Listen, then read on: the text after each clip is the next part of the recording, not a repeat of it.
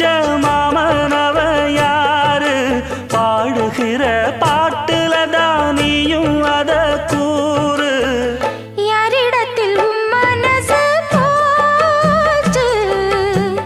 நூல போல உன் உடம்பு ஆச்சு பூங்குயிலே பூங்குயிலே கேளு